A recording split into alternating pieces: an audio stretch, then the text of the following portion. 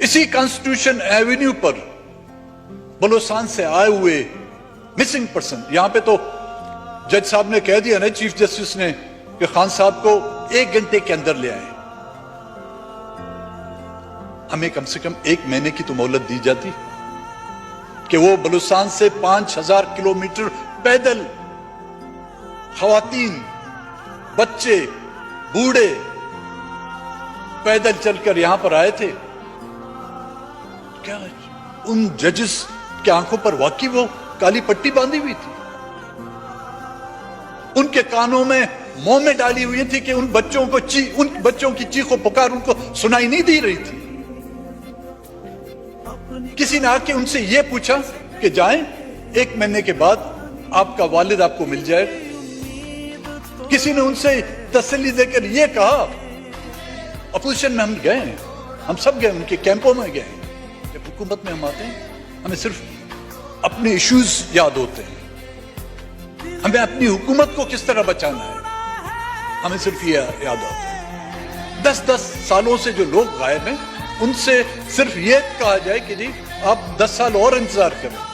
यही जजेस साहब, चाहे वो सुप्रीम कोर्ट की आला अदालत के जजेस हों, चाहे हाई कोर्ट के जजेस हों, चाहे लोअर कोर्ट्स के जजेस हों, किसी ने उनको जाके इस बात की तसल्ली नहीं दी कि 1 महीने के बाद आ जाए, आपका वालिद, आपका बेटा, आपका भाई वापस आपके मिल जाएगा।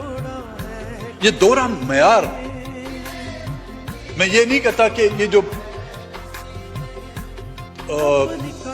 फसादात हुए उसमें खुदा न खासा किसी को इख्तियार दिया जाता कि जाके वहां पर गोलियां चलाते,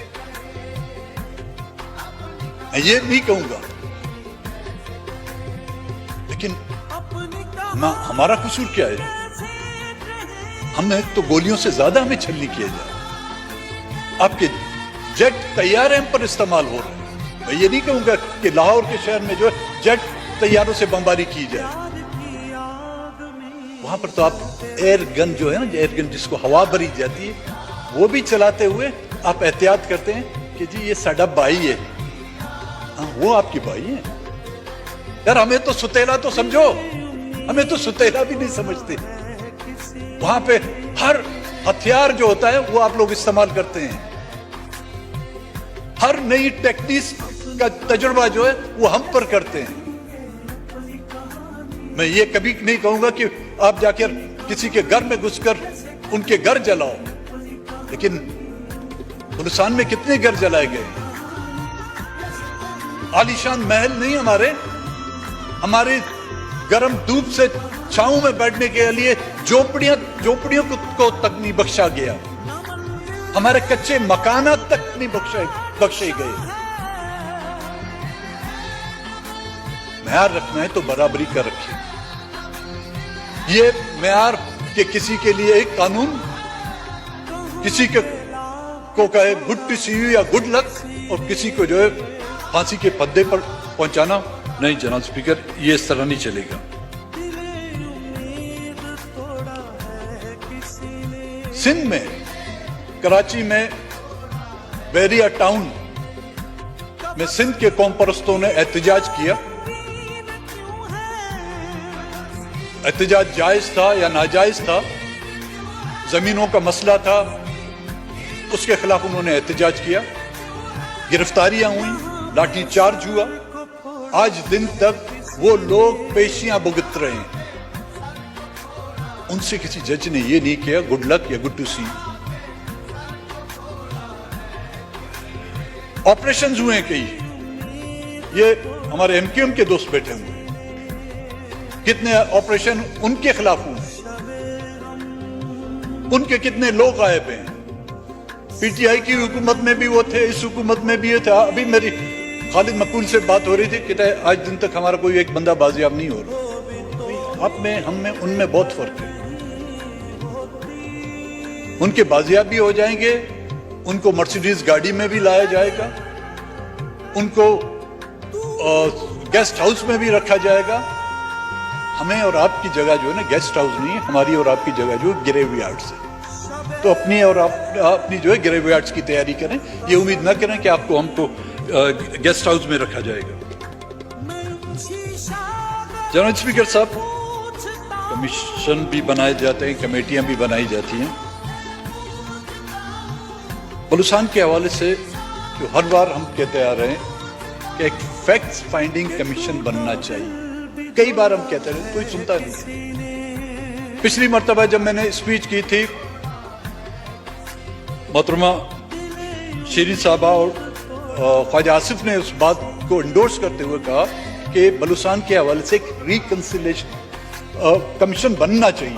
कहाँ बना? नहीं बना। यहाँ पे स्पीचें हुई और खत्म हो गई। न मैंने उसको परसू किया, ना उन्होंने उसको कैबिनेट में परसू किया, क्योंकि वो जरूरत नहीं है। जब वो हमारी जरूरत होगी तो रिकंसिलिएशन बन पाएगा। मैं मुख्तसरन जनरल स्पीकर इस मसले का सिर्फ हल आप लोगों को बता दूं। ये जो कुछ हो रहा है या हुआ है पिछले अदवार में या आइंदा होगा, दरिया नील में जब तुग़यानियां आती थी तो उस तुग़यानी को कंट्रोल करने के लिए उस जमाने की रवायत थी तो वहां की मखलूक की कुर्बानी बलि चढ़ाई जाती थी। एक आदमी को जो है ना ज़िबा करके उस दरिया में फेंक दिया जाए, तो उनकी एक सोच थी, उनकी एक रवायत थी। तो उससे कहते हैं कि दरिया नील की जो है तुग़यानी कम हो जाती है। तो इस तुग़यानी को ख़त्म करने के लिए हमें कुर्बानियां देनी पड़ेगी, क्योंकि इसके जिम्मेदार हम सब हैं। सियासतदान हैं, जनरल्स हैं, ब्यूरोक्रेट्स हैं, जजेस हैं। मैंने लाहौर में अपनी स्पीच में कहा था कि इनमें से 50 को जब तक सरेआम लटकाया नहीं जाता ये मुल्क नहीं सुधरेगा। 50 जजेस, 50 सियासतदान, 50 ब्यूरोक्रेट्स, 50 जनरल्स, इनको सरेआम लटकाएं, ये मुल्क खुद ही सुधरेगा। इसके बगैर इसकी सुधरने की कोई उम्मीद न रखें। ये चप चटनी से कुछ नहीं होगा। एक करारदाद पेश की जाए, एक करारदाद मंजूर की जाए, कई करारदादें हम लोगों ने इन ऐवानों में और इससे लोअर हाउस असेंबलियों में हमने प्रोविंशियल असेंबली में पेश किए। आपके भी मेरे देखें, हजारों में नहीं तो लाखों में ये करारदादें होंगी।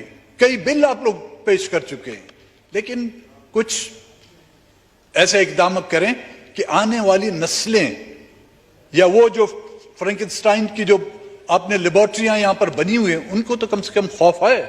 बड़ी नवाज़िश, मेहरबानी जी आपकी। Thank you.